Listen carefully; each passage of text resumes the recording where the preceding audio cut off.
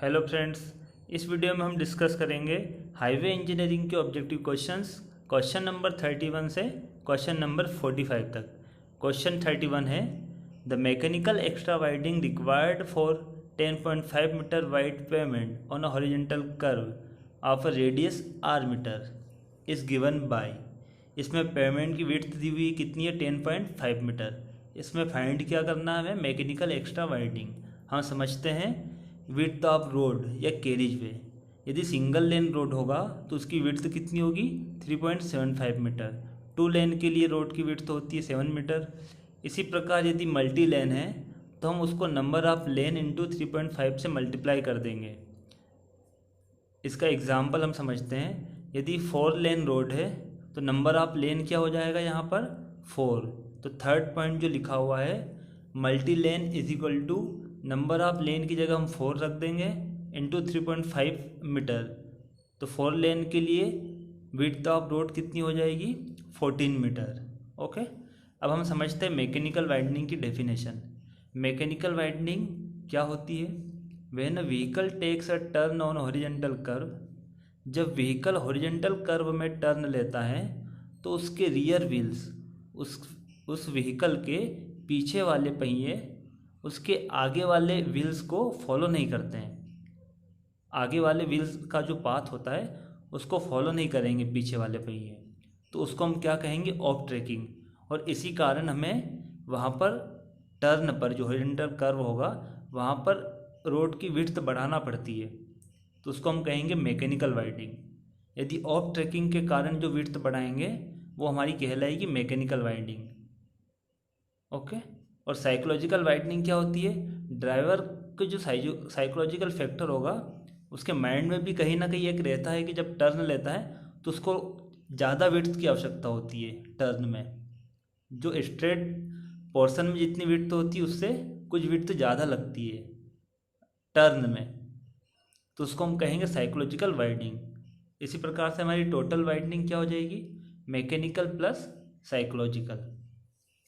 ठीक है, अब इसमें दोनों के फॉर्मूले लिखे हुए हैं, मैकेनिकल वाइडनिंग और साइकोलॉजिकल वाइडनिंग के। मैकेनिकल वाइडनिंग का फॉर्मूला होता है small N L square divided by 2r plus psychological widening का फॉर्मूला है capital V divided by 9.5 under root r, जहाँ n क्या है, number of traffic lane, r है रेडियस ऑफ कर्व, v है speed of vehicle. Okay, design speed, vehicle की कौन सी speed है वो डिज़ाइन स्पीड। अब क्वेश्चन देखते हैं। क्वेश्चन में पेमेंट की विड्थ दी हुई कितनी है 10.5 मीटर और आपको फाइंड करना है mechanical extra widening.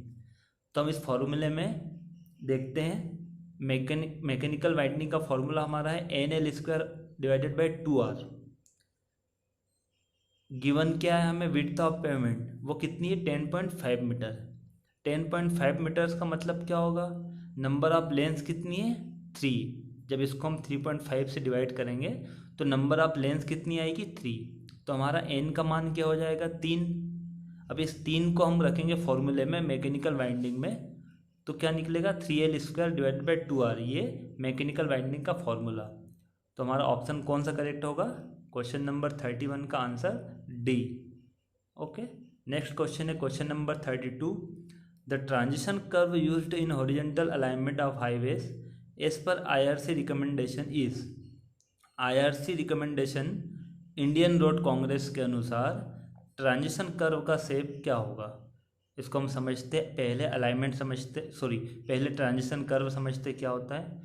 A transition curve may be defined as a curve of varying radius of infinity to r। Transition curve क्या होता है, जब स्ट्रेट रोड से सर्कुलर कर्व में जाना हो तो स्ट्रेट कर्व से उसकी रेडियस, हम इसे डायरेक्ट उसको सर्कुलर कर्व से कनेक्ट नहीं कर देते हैं। हम क्या करते हैं, स्ट्रेट रोड से धीरे धीरे रेडियस बढ़ाते हैं और उस रेडियस को बढ़ा के कितनी कर देते हैं, उस सर्कुलर कर्व की रेडियस के बराबर, रेडियस ऑफ कर्व के बराबर। तो ट्रांजिशन कर्व की पहले जो रेडियस होती है वो इन्फिनिटी होती है और बाद में कितनी हो जाती है, वो कर्व के बराबर r। यहाँ पर आप देख सकते हो ये जो फिगर बना हुआ है इसमें एस टी पाथ लिखा हुआ है, इसका मतलब है स्ट्रेट पाथ, सीधा रास्ता है। उसके बाद लिखा हुआ है R is equal to infinity, straight road है तो उस पर उसकी रेडियस कितनी होगी, इन्फिनिटी होगी। स्ट्रेट रोड की रेडियस कितनी होगी, इन्फिनिटी होगी। कर्व की रेडियस होती है, यदि कोई स्ट्रेट लाइन होगी तो उसकी कोई रेडियस नहीं होगी, उसकी रेडियस अनंत होगी, इन्फिनिटी। इसके बाद जब धीरे धीरे हम कर्व प्रोवाइड करेंगे तो रेडियस इन्फिनिटी के बाद R1 is equal to R2, इस प्रकार R is equal to RC। धीरे धीरे रेडियस बढ़ते जाएगी और कितनी हो जाएगी वो, RC के बराबर radius of curve. Okay, straight path है, वहाँ पर आप देख सकते हो ST पाथ लिखा हुआ है, उसके जस्ट ऊपर P is equal to 0। P का मतलब होता है सेंट्रीफ्यूगल फोर्स। स्ट्रेट रोड पर सेंट्रीफ्यूगल फोर्स भी कितना होता है, 0 होता है, और जैसे कर्व आएगा सेंट्रीफ्यूगल फोर्स बाहर की ओर कार्य करने लग जाएगा। तो पहले जब रेडियस इन्फिनिटी थी तब सेंट्रीफ्यूगल फोर्स का मान कितना है, 0 है, और जब रेडियस RC हो जाएगी तब वहाँ पर फॉर्मूला लिखा हुआ है सर्कुलर पाथ के नीचे, सेंट्रीफ्यूगल फोर्स का formula mv² divided by RC।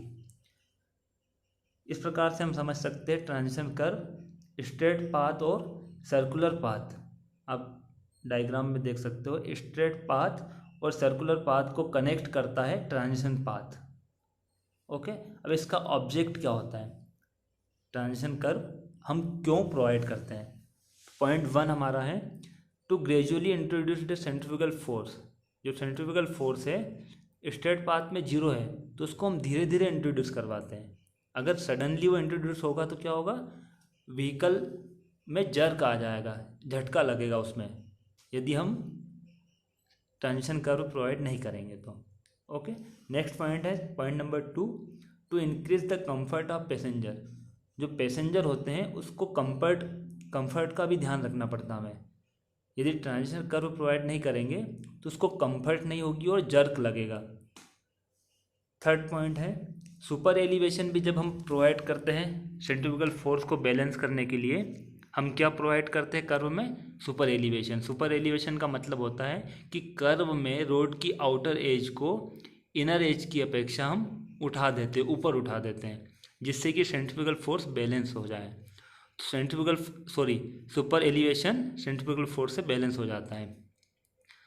इसी थर्ड पॉइंट में यही लिखा हुआ है कि सुपर एलिवेशन को भी हम धीरे धीरे प्रोवाइड करते हैं। जहाँ पर R इन्फिनिटी है वहाँ से हम सुपर एलिवेशन को प्रोवाइड करना स्टार्ट कर देते हैं। पॉइंट नंबर 4 है ड्राइवर है, ड्राइवर भी जो उसके जो स्टीयरिंग होगा उसको भी वो धीरे धीरे ही अप्लाई करेगा, धीरे धीरे घुमाएगा जब ट्रांजिशन कर्व होगा तब। अगर ट्रांजिशन कर्व नहीं होगा तो ड्राइवर को भी स्टीयरिंग को जल्दी से घुमाना पड़ेगा, तो उसको भी कंफर्ट नहीं होगी यदि हम ट्रांजिशन कर्व प्रोवाइड नहीं करेंगे तो।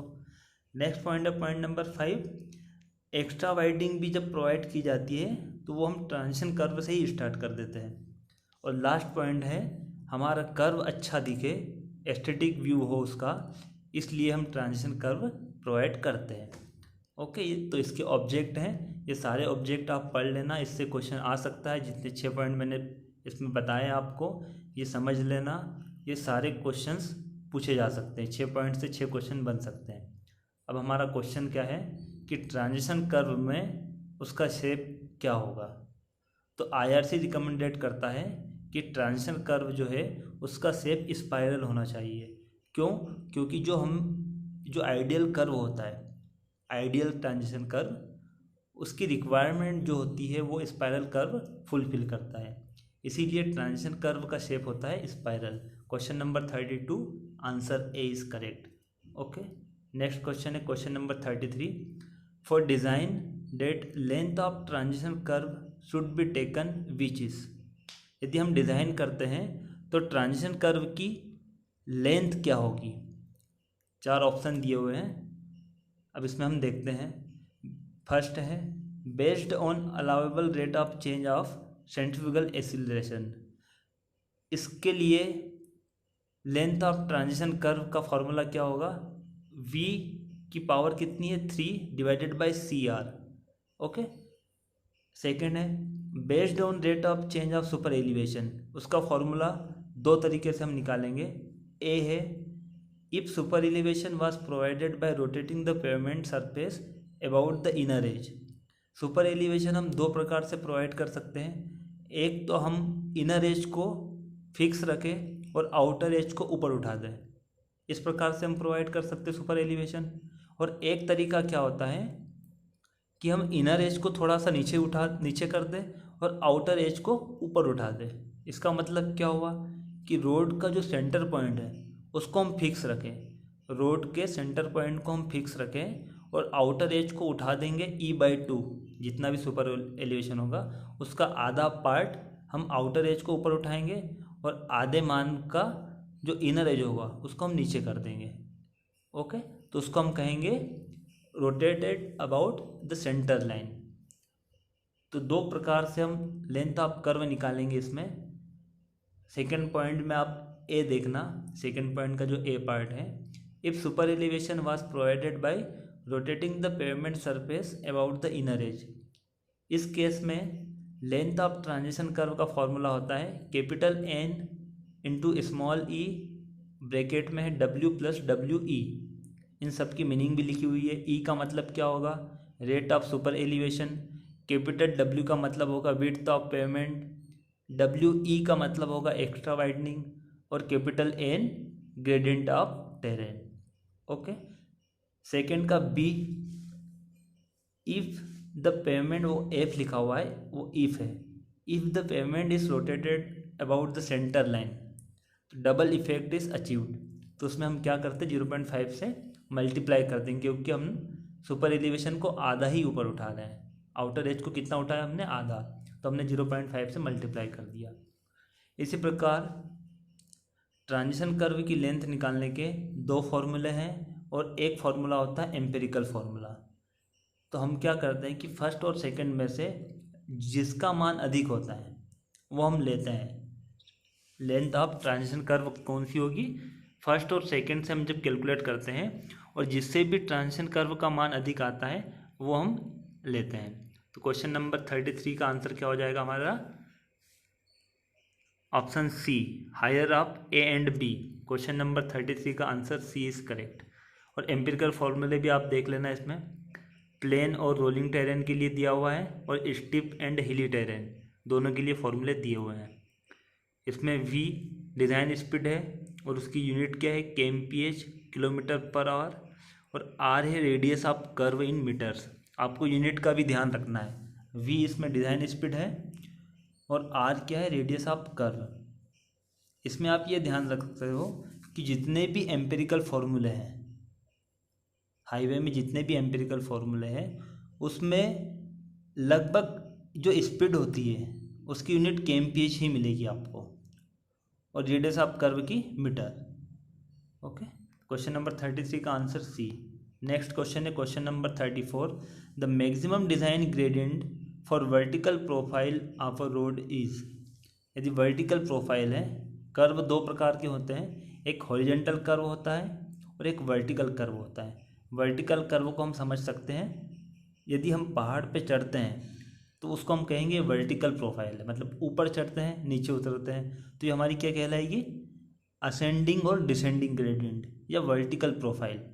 और एक कर्व होता है हॉरिजॉन्टल कर्व। इस प्रकार से दो कर्व होते हैं, हॉरिजॉन्टल और वर्टिकल।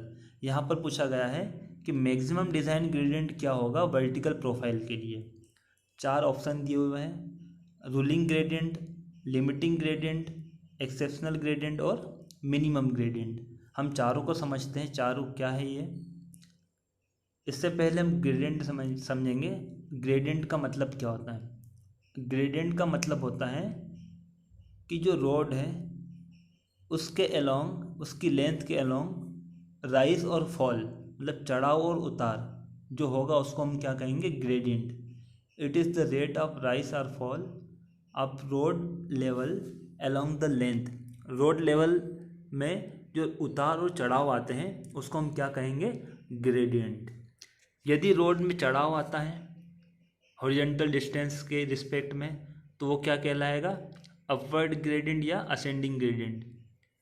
ग्रेडियंट के जस्ट नीचे लिखा हुआ है rise WRT with respect to horizontal distance is called upward gradient और असेंडिंग ग्रेडियंट। उसको हम क्या लेते हैं, पॉजिटिव प्लस n%। इसी प्रकार से fall with respect to horizontal distance is called downward या डिसेंडिंग ग्रेडियंट। इसका मतलब ये हुआ कि जब हम चढ़ते हैं तो वो कहलाएगा अपवर्ड, और जब नीचे उतरेंगे, ठीक है, जब ढलान होगी तो वो क्या कहलाएगा हमारा डाउनवर्ड ग्रेडियंट या डिसेंडिंग। टाइप्स ऑफ ग्रेडियंट आप समझेंगे ग्रेडियंट के टाइप्स। 4 ऑप्शन थे हमारे पास, अब चारों ऑप्शन को हम समझते हैं। रूलिंग ग्रेडियंट का मतलब होता है ये एक मैक्सिमम ग्रेडियंट होता है जिसका उपयोग हम डिज़ाइन के लिए करते हैं। वर्टिकल प्रोफाइल ऑफ हाईवे की डिज़ाइन के लिए जिस ग्रेडियंट का उपयोग करते हैं वो हमारा कहलाएगा रूलिंग ग्रेडियंट। इसको हम डिज़ाइन ग्रेडियंट भी कहते हैं। सेकंड हमारा है मैक्सिमम या लिमिटिंग ग्रेडियंट। नाम से ही समझ में आ रहा है आपको, मैक्सिमम या लिमिटिंग मतलब इससे ज़्यादा हम प्रोवाइड नहीं कर सकते हैं। मैक्सिमम है, ये कितना है, मैक्सिमम है, और उसको कम लेंथ के लिए प्रोवाइड कर सकते हैं, ज़्यादा लेंथ के लिए हम नहीं कर सकते क्योंकि मैक्सिमम है। अगर ज़्यादा प्रोवाइड करेंगे तो वहाँ पर व्हीकल को चढ़ने में और उतरने में दिक्कत होगी, इसीलिए हम मैक्सिमम और लिमिटिंग ग्रेडियंट शॉर्टर स्ट्रेचेस इन हाईवेज मतलब कम स्ट्रेच के लिए ही प्रोवाइड करते हैं। ओके, और ये कहाँ पर प्रोवाइड किया जाता है, हिली टेरेन में, जहाँ माउंटेन होते हैं या हिल होते हैं वहाँ पर इसकी आवश्यकता होती है। ओके फ्रेंड्स, थर्ड हमारा है एक्सेप्शनल ग्रेडियंट। ये नाम से आपको सारे जो ग्रेडियंट है वो नाम से ही समझ में आ जाएंगे कि इनकी डेफिनेशन क्या होगी। थर्ड हमारा एक्सेप्शनल, मतलब ये एक्सेप्शनल केस है। अगर कुछ जैसे पहाड़ है और वहाँ पर उस पहाड़ को हम पहाड़ के बीच से रोड नहीं बना सकते हैं, पहाड़ के बीच से यदि रोड हम नहीं बना सकते क्योंकि कॉस्ट ज़्यादा आ रही है, तो उस केस में हमें क्या करना पड़ेगा, उस पहाड़ के ऊपर ही रोड बनाना पड़ेगा। और जो मैक्सिमम ग्रेडियंट है उसकी भी लिमिट क्रॉस कर जाएगी तो वो क्या कहलाएगा, एक्सेप्शनल ग्रेडियंट। मतलब मैक्सिमम से भी जो ज़्यादा होता है वो कहलाएगा हमारा एक्सेप्शनल ग्रेडियंट, और वह 100 मीटर की लेंथ से ज़्यादा हम प्रोवाइड नहीं कर सकते हैं। 100 मीटर की लेंथ तक हम प्रोवाइड कर सकते हैं एक्सेप्शनल ग्रेडियंट, उससे ज़्यादा हम प्रोवाइड नहीं कर सकते हैं। ये भी कहाँ पर प्रोवाइड किया जाता है, जहाँ पर अनअवॉइडेबल सिचुएशन हो, जैसे हिली रोड है या माउंटेन है, वहाँ पर एक्सेप्शनल ग्रेडियंट प्रोवाइड किया जाता है। तो आपको समझ में आ गया होगा फर्स्ट, सेकंड और थर्ड तीनों ग्रेडियंट। और लास्ट हमारा है मिनिमम ग्रेडियंट। मिनिमम ग्रेडियंट क्या होता है, ये वह न्यूनतम ग्रेडियंट जिससे कि वाटर ड्रेन हो सके। इसका मेन उद्देश्य होता है कि रोड पे जो पानी है वो हम कैम्बर बनाते हैं। कैम्बर क्यों बनाते हैं, जिससे कि रोड से पानी जो उसकी एजेस होते हैं एजेस की तरफ चले जाए और वहाँ पर ड्रेनेज होगा, मतलब जो नाली होगी उस नाली में पानी चले जाएगा रोड से। लेकिन नाली से भी तो हमें आगे ले जाना है, तो उसके लिए हम क्या करते हैं, रोड की लेंथ के अकॉर्डिंग, रोड की लेंथ के अलोंग ग्रेडियंट प्रोवाइड कर देते मिनिमम, जिससे कि वो पानी उस ड्रेन लाइन से चले जाएं, वो हमारा कहलाएगा मिनिमम ग्रेडियंट। ओके फ्रेंड्स, इन सभी की लिमिट्स भी दी हुई है। यदि प्लेन या रोलिंग रोड टेरेन है उसके लिए रूलिंग ग्रेडियंट कितना होगा, लिमिटिंग कितना होगा और एक्सेप्शनल, इन तीनों की लिमिट्स दी हुई है। अलग अलग रोड्स के लिए तीनों ग्रेडियंट की लिमिट दी हुई है। ओके, और ये प्लेन, माउंटेन और स्टिप टेरेन, ये समझते हो इसका मतलब क्या होता है। मेरे लास्ट, यदि आपने लास्ट वीडियो देखा होगा तो उसमें मैंने आपको समझाया था प्लेन का मतलब क्या होता है, रोलिंग टेरेन क्या होता है, माउंटेनियस और स्टिप टेरेन किसे कहेंगे। ये मैंने लास्ट वीडियो हमारा बना हुआ है, उसमें आप देख सकते हो। ओके, तो question number 34, the maximum design gradient. Design gradient क्या होगा, रूलिंग ग्रेडियंट। ओके, 34 का आंसर क्या होगा हमारा, ए। नेक्स्ट क्वेश्चन है question number 35, the percentage compensation in gradient for ruling gradient of 4% and horizontal curve of radius 760 metre 760 metre is. Question में पूछा गया है कि परसेंटेज कंपनसेशन क्या होगा रूलिंग ग्रेडियंट के लिए जब हॉरिजॉन्टल कर्व की रेडियस कितनी है, 760 मीटर। तो इसको आपको समझना पड़ेगा ग्रेडियंट कंपनसेशन क्या होता है। ग्रेड कंपनसेशन का मतलब क्या होता है, when a horizontal circular curve lies in vertical curve, मतलब हॉरिजॉन्टल कर्व और वर्टिकल कर्व ये जब दोनों एक साथ आ जाते हैं, और ये सिचुएशन कहाँ पर होती है, माउंटेन या हिल में, मतलब वहाँ पर कर्व भी आपको मिल जाएंगे और वर्टिकल प्रोफाइल दोनों चीज़ मिलती है। तो उस केस में हमें क्या करना पड़ता है, ग्रेड कंपनसेशन। उस केस में हम क्या करेंगे, ग्रेड कंपनसेशन। आईआरसी स्पेसिफिकेशन क्या है, इंडियन रोड कांग्रेस, ये एक संस्था है, सरकारी संस्था है। उसके स्पेसिफिकेशन क्या थे, उसका स्पेसिफिकेशन ये था first, for grade flatter than 4%, यदि ग्रेड 4% से कम है, लेस देन 4%, तो वहाँ पर किसी भी प्रकार की ग्रेड कंपनसेशन की आवश्यकता नहीं होगी। ठीक है, ये आपको ध्यान रखना है। यदि 4% से कम है, लेस देन 4% है, वहाँ पर ग्रेड कंपनसेशन की आवश्यकता नहीं होगी। तो क्वेश्चन में हमारा क्या दिया हुआ है, रूलिंग ग्रेडियंट कितना है 4%, तो यहाँ पर आवश्यकता होगी कंपनसेशन की, नहीं होगी। तो हमारा आंसर क्या होगा 35 का डी, नो कंपनसेशन। सेकेंड, इसमें यदि 4% से ज़्यादा दिया हुआ है तो ये सेकेंड और थर्ड जो फॉर्मूले हैं इससे आप कैलकुलेट करोगे। Grade compensation 30 + R divided by R, या फिर मैक्सिमम वैल्यू क्या होगी ग्रेडियंट कंपनसेशन की, परसेंटेज में होगी दोनों वैल्यू। सेकेंड और थर्ड जो फॉर्मूले दिए हुए हैं उनकी वैल्यू किस में आएगी, वो परसेंटेज में। तो थर्ड फार्मूला हमारा है 75/R, जहाँ R क्या है, radius of horizontal curve in metre, radius of curve है मीटर में। ओके, इन दोनों फॉर्मूले का उपयोग आगे क्वेश्चन में होंगे। इससे हम कैलकुलेट करेंगे, यदि R का मान दिया हुआ है तो हम क्या करते हैं, इन दोनों फॉर्मूले से हम निकालेंगे ग्रेड कंपनसेशन, और जिस फॉर्मूले से वैल्यू कम आएगी वो हम लेते हैं। जिस भी फॉर्मूले से ग्रेड कंपनसेशन की वैल्यू कम आएगी वो हम लेंगे। ओके फ्रेंड्स, क्वेश्चन नंबर 35 का आंसर क्या होगा, नो कंपनसेशन। क्यों होगा नो कंपनसेशन, क्योंकि रूलिंग ग्रेडियंट कितना है 4%, यदि 4% से ज़्यादा होता तब हम इसको कैलकुलेट करते हैं।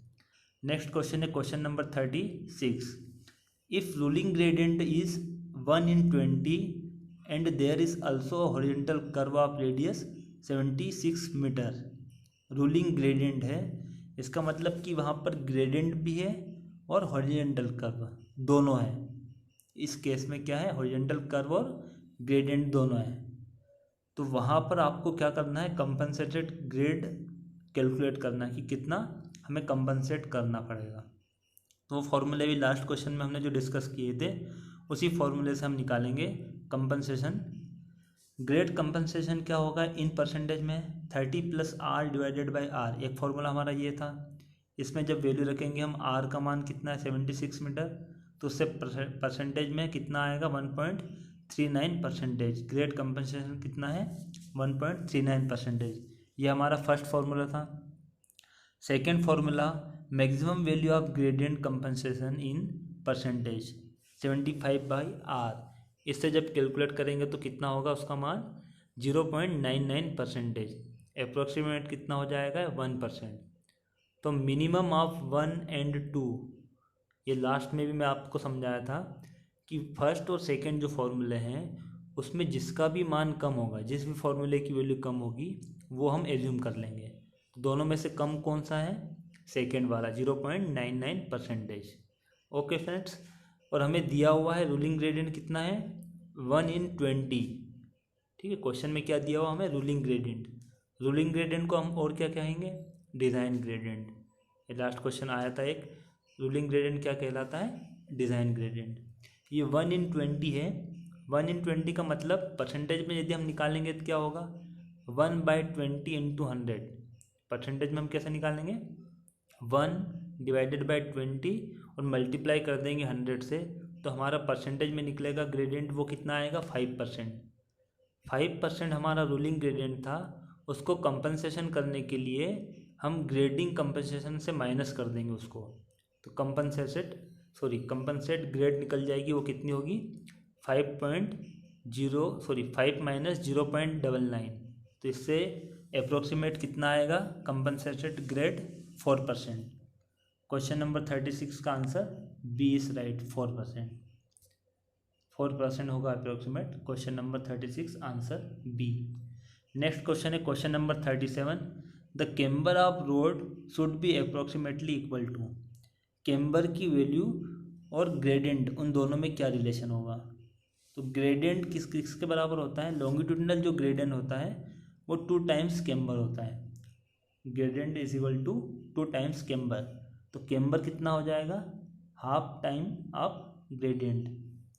The camber of road should be approximately equal to, question 37 का answer D, half of the longitudinal gradient. Question number 37 answer is D. Next question है question number 38, which of the following shapes is preferred in valley curve. Valley curve है तो उसमें कौन सा shape हम preferred करेंगे? उसमें कौन सा shape? Cubic parabola. Question number 38 का आंसर क्या होगा? Cubic parabola. और इससे पहले हमने देखा था ट्रांजिशन कर्व, ये आपको ध्यान रखना है। वैली कर्व ये वर्टिकल कर्व का एग्जांपल है, और ट्रांजिशन कर्व में हम क्या करते हैं, कौन सा शेप हम प्रीफर करते हैं? स्पाइरल। और इसमें क्यूबिक पैराबोला। वैली कर्व में क्यूबिक पैराबोला और ट्रांजिशन कर्व में स्पाइरल। तो क्वेश्चन नंबर 38 का आंसर क्या होगा? बी। नेक्स्ट क्वेश्चन है question number 39, the value of ruling gradient in plains as per IRC recommendation. Indian Road Congress के अनुसार, उसकी सिफारिश के अनुसार रूलिंग ग्रेडियंट कितना होगा प्लेन टेरेन के लिए? टेरेन कैसा है? प्लेन्स। तो हमने एक टेबल लास्ट क्वेश्चन में देखी थी, ये टेबल आपको याद करना है। इसमें प्लेन के लिए रूलिंग ग्रेडियंट कितना होगा? 1/30 या 3.3%। क्वेश्चन नंबर 39 का आंसर क्या होगा हमारा? Question number 39 answer is D, 1/30। तो आप रूलिंग के लिए लिमिटिंग और मैक्सिमम और एक्सेप्शनल, इससे 5 से 6 क्वेश्चन आसानी से बन सकते हैं। किसी के भी लिए पूछा जा सकता है। प्लेन और लिमिटिंग के लिए पूछ सकते हैं कि प्लेन टेरेन है उसमें लिमिटिंग ग्रेडियंट कितना होगा, या एक्सेप्शनल पूछ सकते हैं। ठीक है, 39 का answer is D. Next question है question number 40, in case of summit curve the deviation angle will be maximum when. Summit curve में डेविएशन एंगल कब अधिक होगा, मैक्सिमम कब होगा, किस केस में? समिट कर्व क्या होता है? ये एक एग्जाम्पल है। एग्जाम्पल क्या, एक प्रकार है वर्टिकल कर्व का। वर्टिकल कर्व 2 प्रकार के होते हैं। एक वैली कर्व होता है जो इसमें हमने देखा था। वैली कर्व किस क्वेश्चन में देखा था? 38 में। एक वैली कर्व होता है और एक होता है समिट कर्व। 2 प्रकार के कर्व होते हैं, वर्टिकल कर्व 2 प्रकार के होते हैं, वैली कर्व और समिट कर्व। वैली कर्व का जो हम प्रेफर करते हैं शेप क्या होता है? वो क्यूबिक पैराबोला। ठीक है, अब वैली कर्व किसे कहेंगे? तो वैली कर्व आप इसमें देख सकते हो, फर्स्ट पॉइंट जो लिखा हुआ है वैली कर्व के नीचे, फर्स्ट पॉइंट है डिसेंडिंग मीट्स डिसेंडिंग। जब डिसेंडिंग ग्रेडियंट मिलता है डिसेंडिंग ग्रेडियंट से, डिसेंडिंग का मतलब होता है उतरना, उतार और चढ़ाव 2 चीज़ समझ सकते हो आप। उतार का मतलब डिसेंडिंग होता है और चढ़ाव का मतलब होगा असेंडिंग। जब ऊपर हम चढ़ते हैं तो उसको हम कहेंगे असेंडिंग, ए फॉर असेंडिंग। और जब नीचे उतरेंगे तो हम उसको क्या कहेंगे? Descending, D for descending. तो जब डिसेंडिंग ग्रेडियंट डिसेंडिंग से मिल रहा है, इसमें आप देख भी सकते हो फर्स्ट में वैली कर्व में फर्स्ट पॉइंट के नीचे जो बना हुआ है वो डिसेंडिंग है, और सेकंड वाला भी कैसा है? डिसेंडिंग है। तो डिसेंडिंग को हम नेगेटिव लेते हैं, -n1 और -n2 ये लिखा हुआ है। और इन दोनों के बीच में जो एंगल बनेगा उसको हम कहेंगे deviation angle. N, capital N क्या है? Deviation angle. और वैली कर्व वहाँ पर आपको दिखाई दे रहा होगा। तो दोनों स्ट्रेट को हम क्या करते हैं? वैली कर्व से उसको ज्वाइंट कर देते हैं। वैली कर्व, आप वैली को हम खाई भी कह सकते हैं, वैली कर्व। ओके। सेकेंड है डिसेंडिंग मीट्स हॉरिजेंटल, मतलब जब डिसेंडिंग कर्व किससे मिलेगा? हॉरिजेंटल से। सेकेंड पॉइंट में आप देख सकते हैं जो प्रोफाइल बनी हुई है, -n1 और उसके बाद कौन क्या है? हॉरिजेंटल। हॉरिजेंटल के लिए n का मान कितना होगा? 0। ग्रेडियंट कितना होगा? 0 हॉरिजेंटल के लिए। उस केस में भी डेविएशन एंगल वहाँ पर बना हुआ n सेकेंड में। थर्ड है आपका डिसेंडिंग मीट्स असेंडिंग, जब डिसेंडिंग ग्रेडियंट किससे मिलता है, असेंडिंग से, मतलब -n1 और +n2, उस केस में भी कौन सा कर्व बनेगा हमारा, वेली कर्व। तो वेली कर्व 3 प्रकार से बनता है, ये तीनों आपको ध्यान से समझोगे तो समझ में आ जाएगा। वेली कर्व 3 प्रकार से बना है, इसी प्रकार समिट कर्व भी 3 प्रकार से बनेगा। समिट कर्व हम समझते हैं, जब असेंडिंग ग्रेडियंट किससे मिलेगा, असेंडिंग ग्रेडियंट से, जब एक असेंडिंग ग्रेडियंट दूसरे असेंडिंग ग्रेडियंट से मिलता है तो क्या बनेगा, क्या बनाता है, समिट कर्व। समिट कर्व में जो नीचे फर्स्ट पॉइंट है उसमें जो प्रोफाइल बनी है उसमें आप देख सकते हो +n1 +n2 दोनों कौन से ग्रेडियंट है, अप ग्रेडियंट, अप या असेंडिंग, और वो डेविएशन एंगल वहाँ पर n आपको दिखाई दे रहा होगा। इसी प्रकार से दोनों प्रोफाइल भी आप समझ सकते हो समिट कर्व की सेकेंड और थर्ड। तो इन तीनों में अब हम क्वेश्चन एक बार देख लेते, क्वेश्चन क्या है, समिट कर्व है, समिट कर्व में डेविएशन एंगल का मान अधिक कब होगा। तो आप देख लो इसमें तीनों जो है, तीनों केस में कब सबसे अधिक होगा डेविएशन एंगल, कैपिटल एन का मान, लास्ट वाले में, थर्ड वाले में, थर्ड में आपको दिखाई दे रहा होगा जब असेंडिंग ग्रेडियंट किससे मिलता है, डिसेंडिंग से, तो उस केस में डेविएशन एंगल का मान मैक्सिमम होता है। क्वेश्चन नंबर 40 हमारा आंसर क्या होगा, answer is B, answer B, B for Bombay. An ascending gradient meets with a descending gradient, question number 40 का answer B. Question number 41, if the design speed is if the design speed is v kmph and deviation angle is n radians, then the total length of valley curve, इसमें valley curve की total length पूछी है कितनी होगी, n दिया हुआ है और v, तो इसका आंसर क्या होगा क्वेश्चन नंबर 41 का b। आपको ये फॉर्मूला याद रखना है, question number 41 answer is B. Next question है question number 42, if an ascending gradient meets descending gradient, तो कौन सा अब कर्व बनेगा। वैसे इसमें दे दिया है कि समिट कर्व, यदि नहीं भी दिया हो तो आपको पता होना चाहिए कि जब असेंडिंग ग्रेडियंट मतलब चढ़ाव है, चढ़ाव के बाद में उतार आ जाएगी, मतलब उतरना है, तो कौन सा कर्व बना रहा है वो, समिट कर्व, और स्टॉपिंग साइड डिस्टेंस दी हुई है कितनी है वो 80 मीटर, ठीक है। तो आपको इसमें कैलकुलेट क्या करना, लेंथ ऑफ समिट कर्व। तो हम फॉर्मूला देखते हैं इसमें, लेंथ ऑफ समिट कर्व का फॉर्मूला क्या होता है, दो फॉर्मूले होते हैं, यदि एल का मान SSD, वो SSS लिखा हुआ है और लास्ट 3 S नहीं है, वो लास्ट में क्या D है, जब length of summit curve is greater than SSD stopping side distance, यदि अधिक होगी तो लेंथ का फॉर्मूला ये होगा, और कम होगी तो लेंथ का फॉर्मूला क्या होगा, 2S - 4.4 डिवाइडेड बाई n, ये दोनों फॉर्मूले हैं। अब आप सोच रहे होंगे कि जब हमने मतलब लेंथ निकाली नहीं तो ये फॉर्मूले कैसे अप्लाई करेंगे, तो हम एज्यूम करके चलते हैं कि हमने इस क्वेश्चन में एज्यूम कर लिया कि समिट कर्व की लेंथ क्या है, स्टॉपिंग साइड डिस्टेंस से ज़्यादा है, तो हम पहला वाला फॉर्मूला लगाते हैं और उससे कैलकुलेट कर लेते हैं। अगर ये जो हमने एज्यूम किया था ये गलत हो जाता है तो हम सेकेंड वाला फॉर्मूला लगाते हैं, ठीक है। तो हम एज्यूम कर लेते हैं कि फर्स्ट वाला फॉर्मूला हम यूज़ कर रहे हैं। असेंडिंग ग्रेडियंट कितना है, प्लस में लेंगे हम, असेंडिंग प्लस में, और डिसेंडिंग के क्या होगा, नेगेटिव होगा।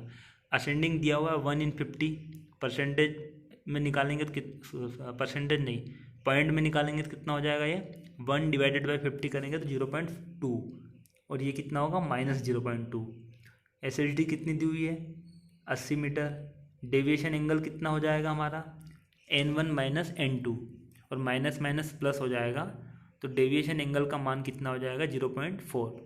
तो इस फॉर्मूले से आप देख सकते हो लेंथ ऑफ समिट कर्व कितनी होगी हमारी 60 मीटर अप्रोक्सीमेट, लगभग कितनी होगी वो 60 मीटर।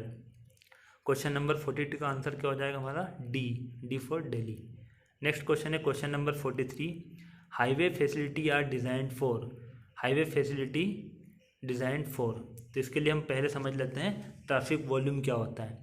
ट्रैफिक वॉल्यूम का मतलब होता है कि यूनिट टाइम में किसी एक सेक्शन से, रोड में हम किसी एक सेक्शन पे हम देखेंगे कि यूनिट टाइम में 1 घंटे में या 1 दिन में कितने व्हीकल्स क्रॉस करते हैं, वो हमारा होगा ट्रैफिक वॉल्यूम। वो किसकी डेफिनेशन हो जाएगी, ट्रैफिक वॉल्यूम की, कि किसी एक यूनिट टाइम में, एक घंटे में या एक दिन में नंबर ऑफ व्हीकल्स किसी एक सेक्शन से कितने पास हो जाएंगे, कितने पास होते हैं, वो कहलाएगा ट्रैफिक वॉल्यूम।